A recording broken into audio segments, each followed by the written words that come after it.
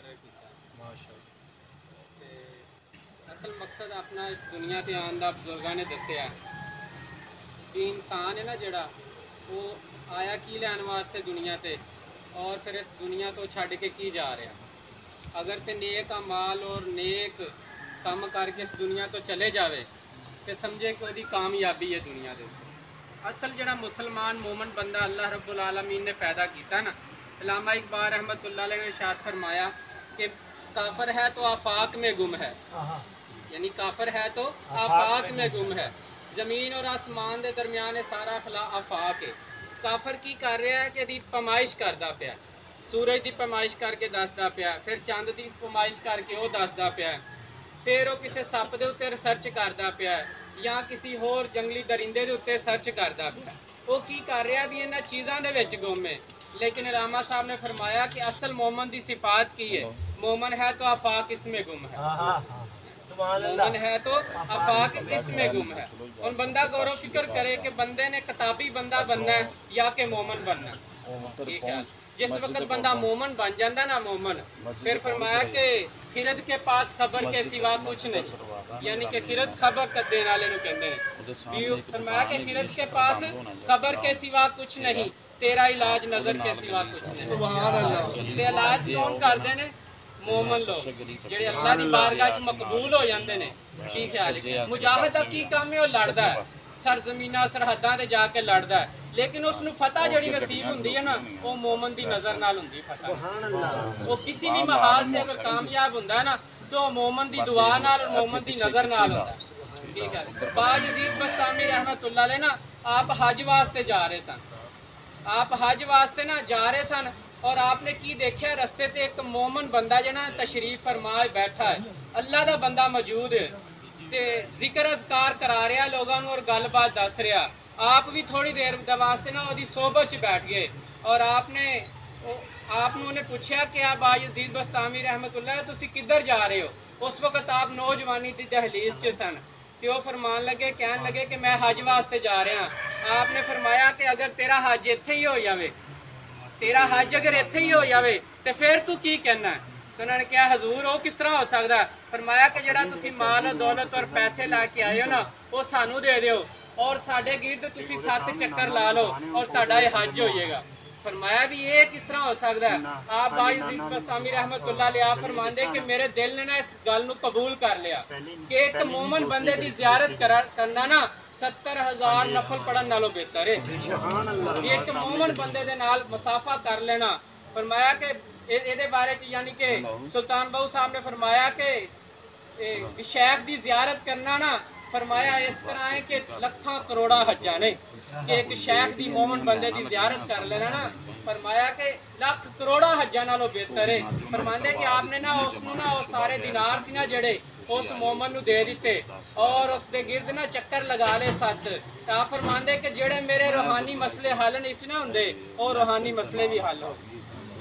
یہ کہ صرف خرد کے پاس خبر کے سوا کچھ نہیں تیرا علاج نظر کے سوا کچھ نہیں ٹھیک ہے بندہ مرید ہو جاندہ نا جا کے بزرگاں دا لیکن جس وقت مرید ہو جاندہ نا تے پھر سارا دا سارا جڑا کام ہے نا پیر و مرشد دا کام ہے پھر بندہ انہاں دی تعلیمات انہاں دیاں گلاں دے اوتے جس وقت عمل کردا نا یعنی کہ حضور نبی کریم صلی اللہ علیہ وسلم دی ذات پر 4 صحابہ بیٹھے نا تے وہ 4 صحابہ چ 4 اداواں آ گئیاں دسیا جاندا کہ سیدنا ابو بکر صدیق رضی اللہ تعالیٰ عنہ ہو بہو آقا نبی کریم صلی اللہ علیہ وسلم جیسے دیکھتے سن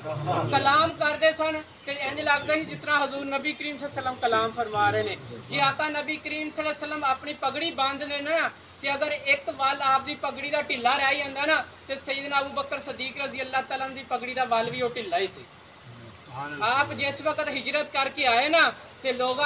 کئی لوگوں نے تے سمجھا ہی نہیں کہ حضور صلی اللہ علیہ وسلم کون نے اور سیدنا ابو بکر صدیق رضی اللہ تعالیٰ عنہ کون نے جا کے ملتے رہے لیکن آپ نے پھر فرق اس طرح کیتا کہ آپ گئے اور آپ نے پکڑ کے ایک کپڑے دی چھاں کرتی حضور نبی کریم صلی اللہ علیہ وسلم دے ذات تے آپ نبی کریم صلی اللہ علیہ وسلم تشریف فرمان ہے فجر دی نماز دا وقت ہو چکا ہے نماز ادا کر لی ہے آپ نے سوال کیتا آپ نے فرمایا کہ ہے کوئی اج روزہ رکھ کے آیا ہوئے لیکن روزے دے وقت نہیں سی روزے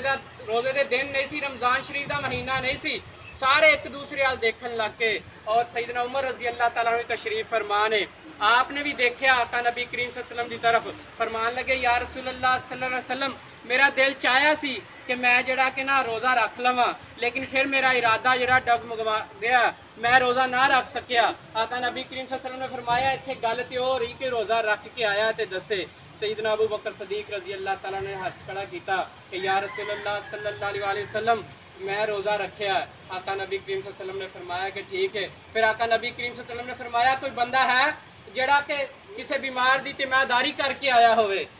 سیدنا عمر رضی اللہ تعالیٰ نے پھر دیکھن لگ پہ آقا نبی کریم صلی اللہ علیہ وسلم کی طرف فرمان لگے کہ یا رسول اللہ صلی اللہ علیہ وسلم ہلے صبح ہوئے گی اور پھر اسی جاواں گے پھر دیکھاں گے کہ ساڑے عزیزوں کارب چ دوستاں چ کو افریقہ کے گورنر موسیٰ بن نصیر نے خلیفہ وقت ولید بن عبد المالک سے اجازت لے کر اپنے نائب اور عظیم سپہ سالار طارق بن زیاد کو حکم دیا کہ وہ اندلس پر حملہ کرے طارق بن زیاد کے پاس صرف 7,000 کی فوج تھی ان میں زیادہ تر لوگ بربر قبائل کے تھے اور باقی عرب مجاہد طارق بن زیاد نے کشتیوں اور بحری جہازوں کے ذریعے آبنائے پار کر کے اسپین کے ساحلی پہاڑ پر پڑاؤ ڈالا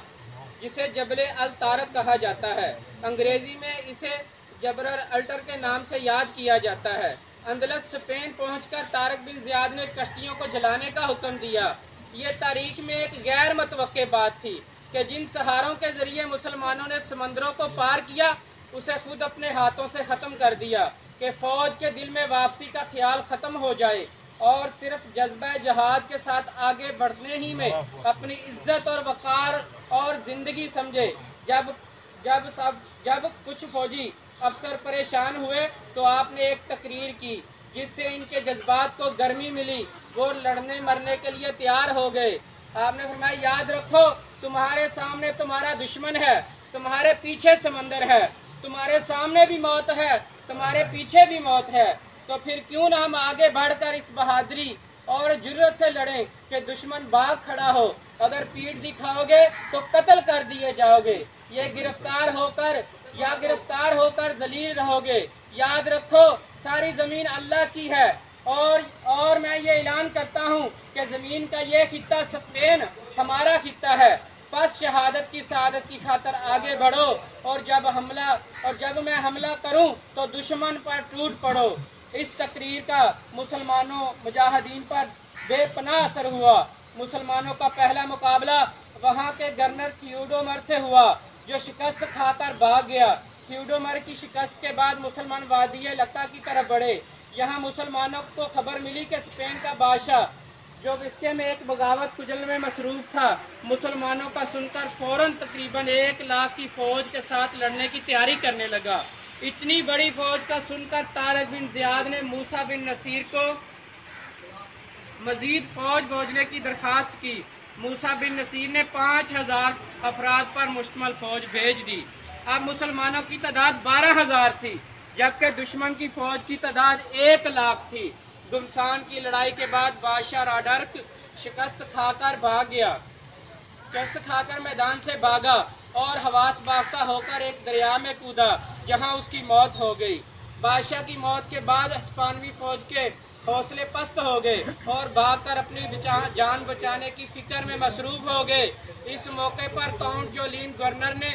طارق بن زیاد کو مشورہ دیا اپنی فوج کو تقسیم کر کے سارے اسپین پر قبضے کے لیے بھیج دے کیونکہ اب مسلمانوں کا رعب اور دبدبہ ہے کوئی ان سے مقابلے کی طاقت نہیں رکھتا چنانچہ طارق بن زیاد نے جولین کے مشورے پر عمل کرتے ہوئے مختلف علاقوں میں اپنی فوج روانہ کی اور تھوڑے ہی عرصے میں مسلمانوں نے وادی لکا استجا قرطبہ قدامیہ کافی یعنی کہ سارے علاقے جو ہیں وہ فتح کر لیے ان فتوحات میں طارق بن زیاد کے سپہ سالار مغیث رومی کا بڑا کردار تھا بعد میں خود موسیٰ بن نصیر نے بھی 18,000 سپاہیوں کا ایک لشکر اسپین پہنچ گیا اس لڑائی کے دوران مسلمانوں کا بادشاہ راڈرک کی بیوی سے سامنا ہوا جسے عزت اور احترام سے رکھا گیا بعد میں موسیٰ بن نصیر نے ان کی شادی اپنے بیٹے عبدالعزیز سے کر دی پھر عبدالعزیز کو اسپین کا گورنر بنا کر واپس بھیج دیا علامہ صاحب نے فرمایا کہ مغرب کی وادیوں میں علامہ اقبال رحمۃ اللہ علیہ آپ نے فرمایا کہ مغرب کی وادیوں میں گونجی اذاں ہماری، تھمتا نہ تھا کسی سے سیلے رواں ہمارا، باطل سے دبنے والے یا آسماں نہیں ہم، 100 بار کر چکا ہے تو امتحان ہمارا۔ دشت تو دشت دریا بھی نہ چھوڑے ہم نے، بحر ظلمات میں دوڑا دیے گھوڑے ہم نے، ہو کوئی قابل تو ہم شانے کہیں دیتے ہیں، ڈھونڈنے والوں کو ایک دنیا بھی نہیں دیتے۔